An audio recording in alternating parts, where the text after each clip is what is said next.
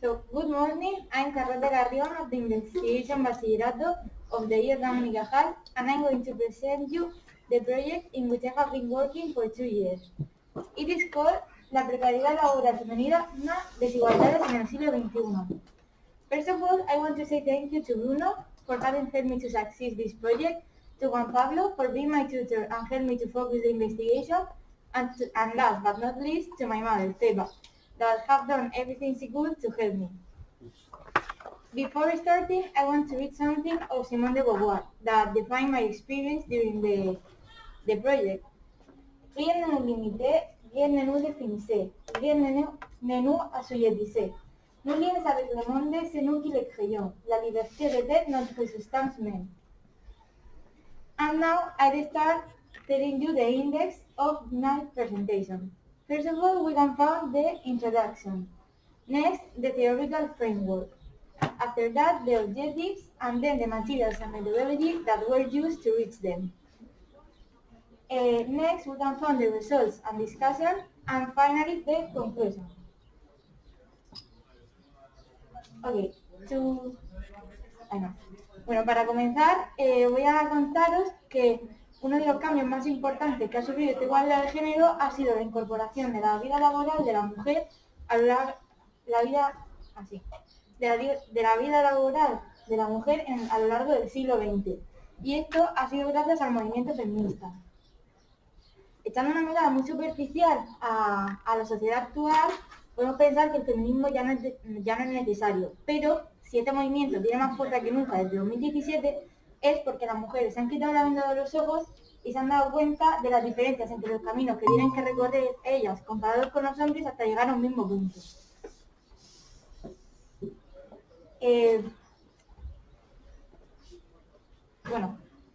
Remontándonos unos años atrás, podemos hablar de la conocida década dorada, que son de 1995 a 2005, que son 10 años de fuerte crecimiento del empleo español.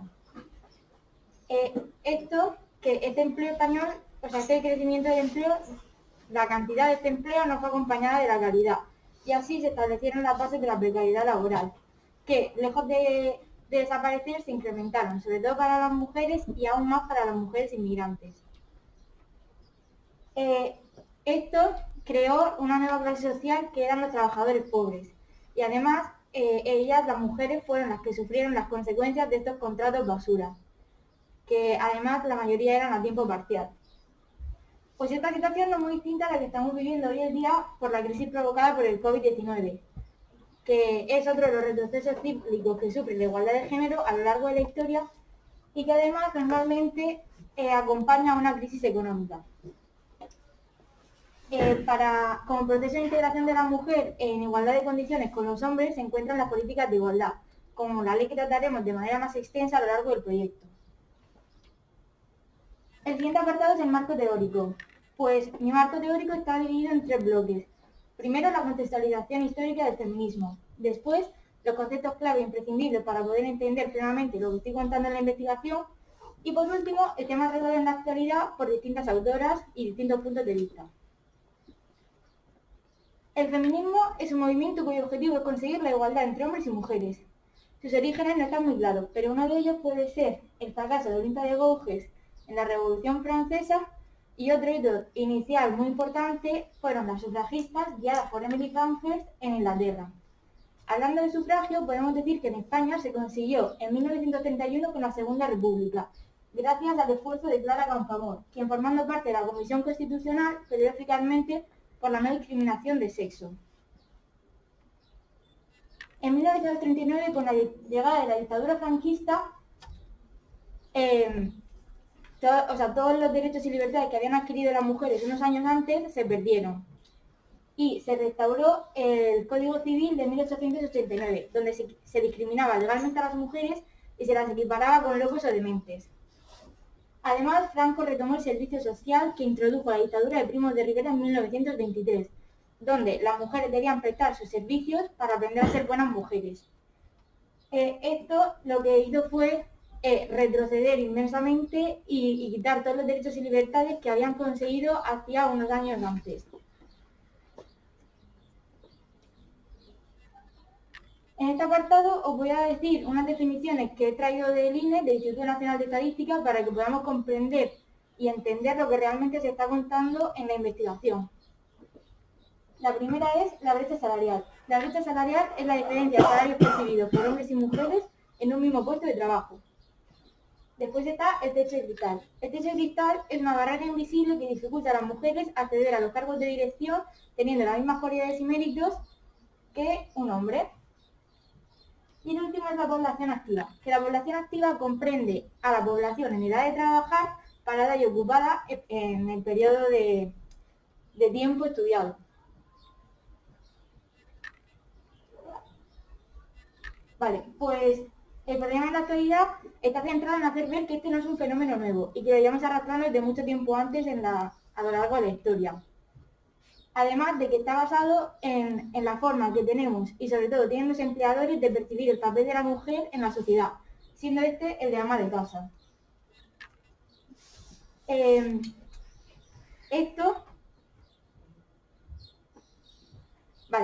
Esto hace que los empleos que están relacionados con los cuidados y el sector servicios sean mucho más precarios y más difícil revalorizarlos, ya que quedan muy cerca de la servidumbre y supone cambiar un pensamiento machista que llevamos muy metidos.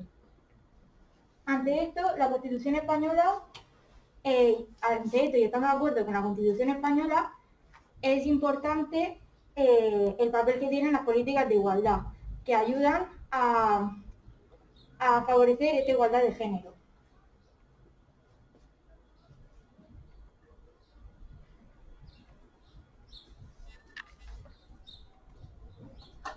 Vale, para el propósito de esta investigación se va a detallar en este apartado, que son los objetivos.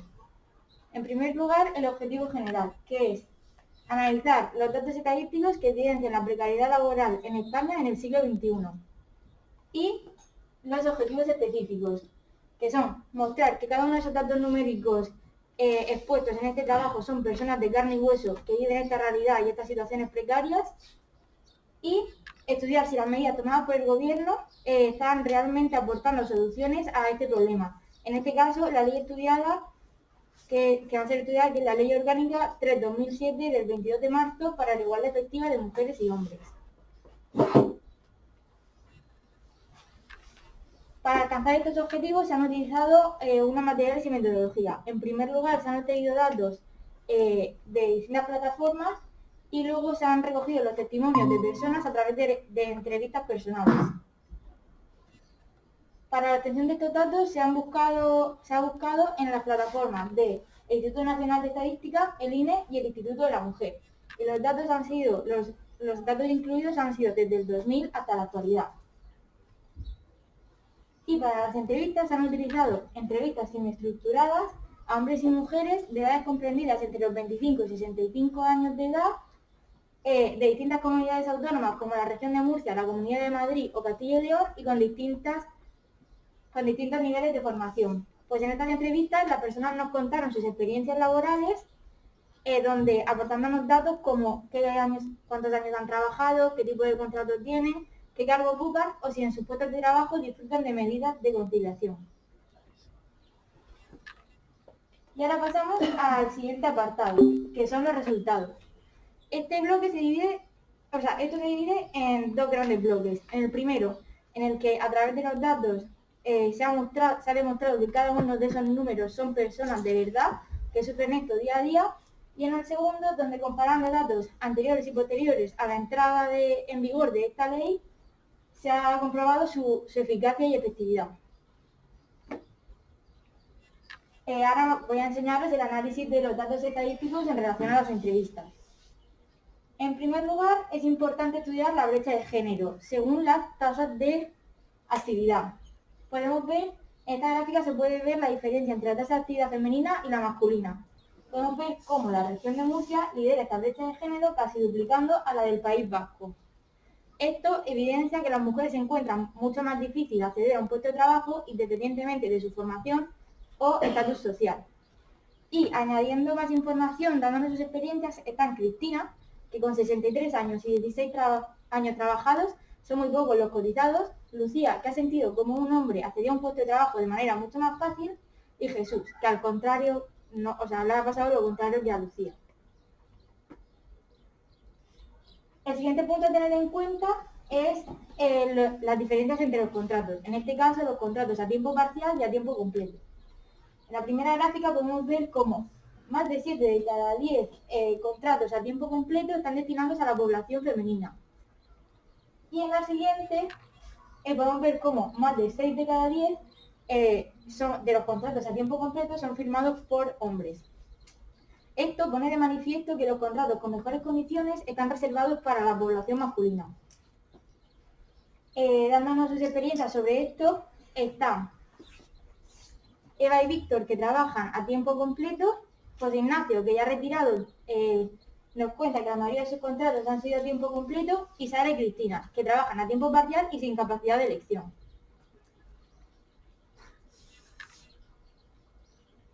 El siguiente punto que os voy a exponer son las excedencias, que además reflejan el papel que tiene la mujer según la sociedad.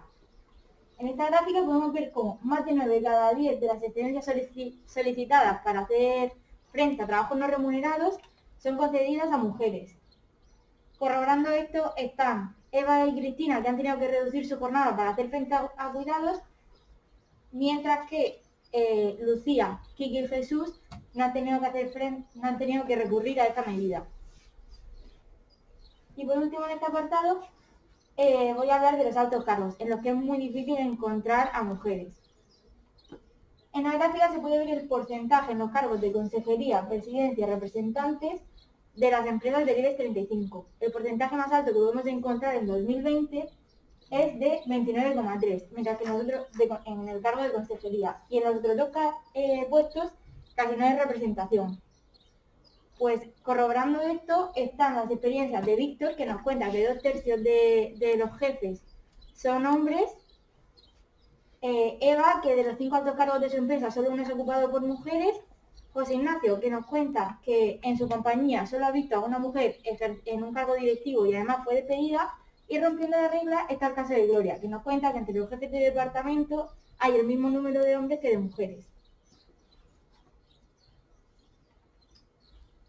Y ahora voy a contaros el análisis del cumplimiento de la ley orgánica, una de las tantísimas soluciones que se han intentado poner a este problema desde la Revolución Francesa, y que además ayuda al cumplimiento de la Constitución en los artículos 9 y 14.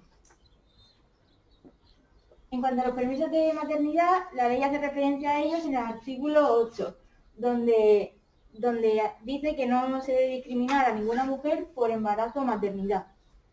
En la gráfica podemos ver desde 2002 hasta 2018 los datos, y se puede ver como después de la entrada en vigor en 2017 de esta ley, hay un fuerte crecimiento de las solicitudes en los permisos de paternidad, llegando en 2018 incluso a superar el número de los permisos de maternidad. En siguiente lugar voy a exponeros lo que dice, lo que recoge la ley en cuanto a los altos cargos, que dice en el artículo 16 que los poderes públicos deben atender al principio de presencia equilibrada en los cargos de responsabilidad. En la gráfica podemos ver el porcentaje de mujeres que presiden las diputaciones provinciales en España. Podemos ver cómo a partir de la entrada en vigor de la ley, esta representación femenina en los altos cargos aumenta. Aún así, sigue existiendo una desigualdad muy notable, ya que en 2020 tan solo el 15% de las diputaciones provinciales estaban presididas por mujeres, el 0% de las diputaciones forales y el 36% de los cabildos insulares.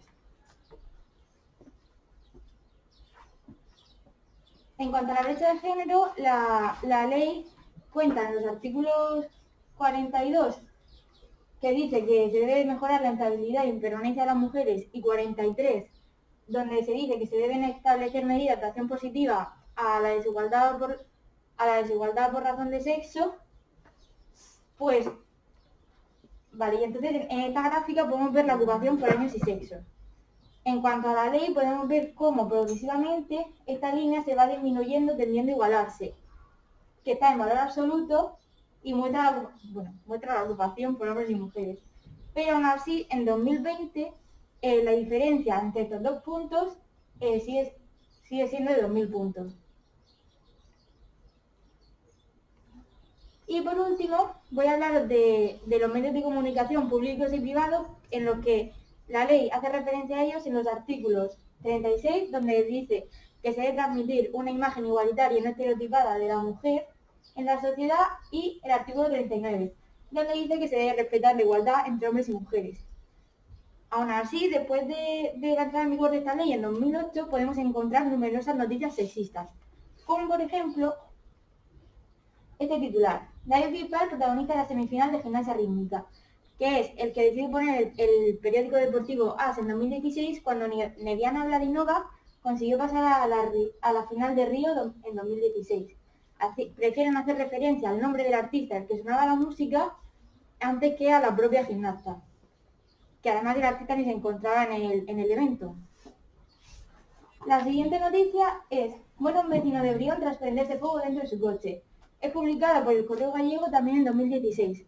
Vale, pues aquí ni se hace referencia a que la mujer del hombre se encontraba dentro del vehículo, tratándose de un caso de violencia machista y quedando completamente olvidada la víctima. Y por último, la noticia que os traigo de 2021 es esta: la plata de una madre, donde el periódico de Aragón decidió poner este titular para contarnos que Mayalín Chourrao había conseguido la plata de piragüismo en Tokio 2021.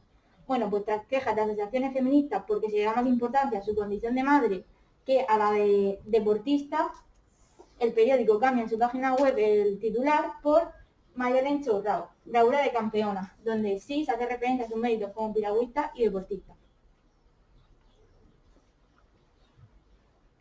Pues teniendo en cuenta todo el trabajo, podemos llegar a las siguientes conclusiones.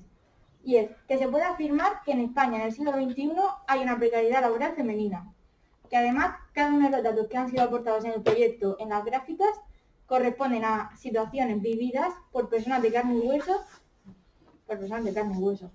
y a que las medidas tomadas por el gobierno, aunque favorecen a la igualdad y la impulsan, como la Ley Orgánica 3/2020, aún les queda mucho trabajo por hacer. Pues teniendo en cuenta todo esto, sería recomendable aportar nuevas soluciones que de verdad impulsen hacia esta igualdad de género. Yo propongo la implantación de un sistema educativo basado en el feminismo capaz de erradicar cualquier actitud machista. Pues este ha sido mi trabajo, muchas gracias por escucharme y espero que hayáis podido aprender un poquito más.